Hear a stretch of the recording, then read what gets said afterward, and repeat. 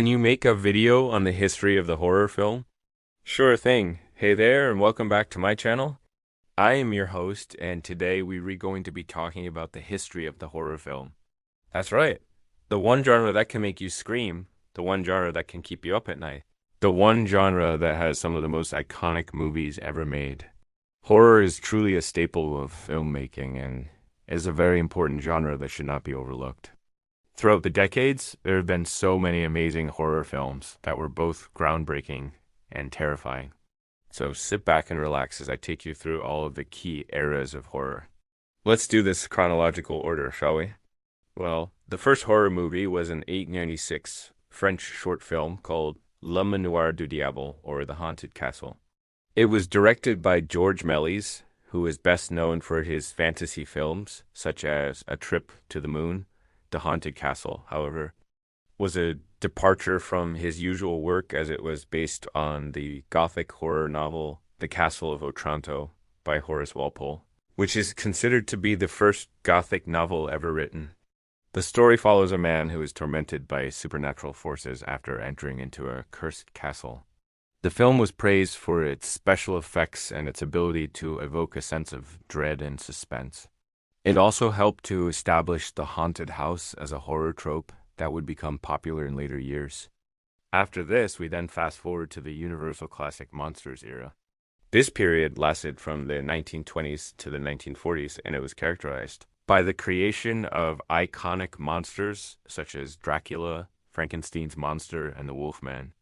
Lon Chaney Sr. was a big star during this time, and he starred in several classic horror films, including The Hunchback of Notre Dame and Laugh Clown Laugh. Bela Lugosi is probably the most famous actor of the Universal Classic Monsters era, though, as he played the iconic role of Dracula in several films, including Dracula and Son of Dracula. Boris Karloff also deserves mention as he portrayed the monster in Frankenstein. These films were known for their special effects, atmospheric settings, and themes of good versus evil. They also introduced several iconic images and motifs that have become synonymous with horror films, such as the mad scientist and his creation, the vampire's fangs, and the werewolf's transformation. After this era, we then come to the psychological horror era. This era lasted from the 1960s to the 1970s, and it was marked by a shift in focus from special effects and monsters to more psychological and suspenseful horror. Films of this era often explored themes of mental illness, paranoia, and the darker aspects of human nature. One example of this type of film is Rosemary's Baby, starring Mia Farrow. The film is about a pregnant woman who suspects that her neighbors are part of a satanic cult that wants to use her baby for a ritual sacrifice. The film's exploration of religious themes and its focus on the psychological torment of its protagonist made it a standout of the era. Another notable film of the psychological horror era is The Silence of the Lambs, which was released in 1991 and featured Anthony Hopkins as Hannibal Lecter, a brilliant but manipulative psychiatrist and cannibalistic serial killer. The film follows a young FBI trainee who must seek out Hannibal Lecter as help to catch another serial killer. And let me tell you, Anthony Hopkins' performance as Hannibal Lecter was absolutely mesmerizing and chilling. Next up, we have slashers. This subgenre of horror emerged in the 1970s and 80s, and it is characterized by a killer stalking and murdering a group of people, often teenagers, in a violent and graphic manner. The term slasher was coined by the British Board of Film Classification, BBFC for short, when they were reviewing the 1974 film Black Christmas. They described the film as being a slasher movie, and thus the name stuck. The most iconic character in the slasher genre has got to be Jason Voorhees from Friday the 13th. He wears a hockey mask and wields a machete, and has killed over 150 victims. That's one machete-wielding machine, if I do say so myself. Jason first appeared in the original Friday the 13th in 1980, and the character became so popular that he went on to star in 9 sequels over the years.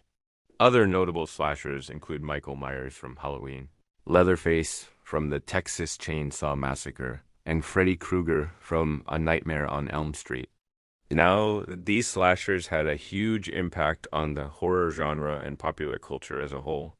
They offered a new kind of thrills and chills that audiences were eager for, and they also introduced iconic imagery and characters that have become ingrained in our collective consciousness.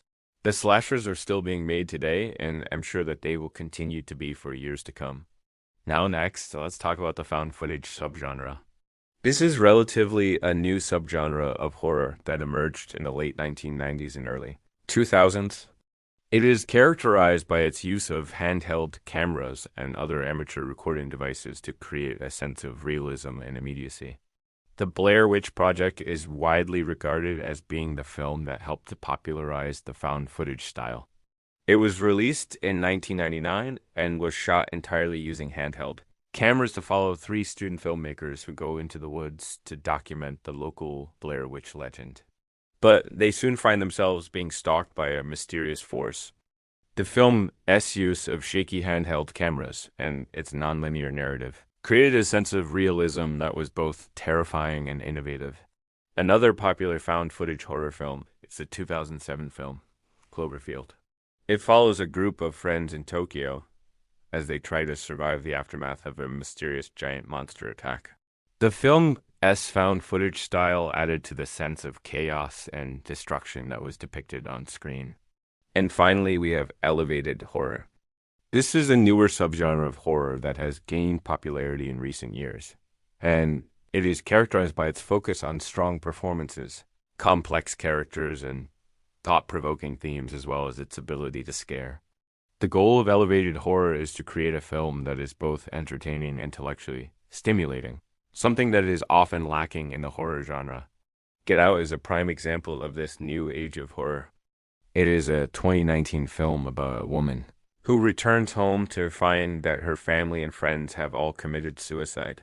She then teams up with a mysterious drifter to try to uncover the truth behind their deaths. The film's exploration of grief, trauma, and the occult was both fascinating and terrifying. Another great example is the 2020 film His House, which is about a refugee couple from South Sudan, who moved to England only to discover that their new home is haunted by the ghosts of the people who died there during World War II. The film's exploration of themes such as racism and the psychological toll was both timely and impactful. So that wraps up my video about the history of horror. There have been so many amazing horror films throughout the years, and I can't wait to see what the future brings to the genre. So, what's your favorite horror film? Let me know down below. Also, don't forget to like and subscribe if you haven't already. Thanks for watching, and I'll see you next time.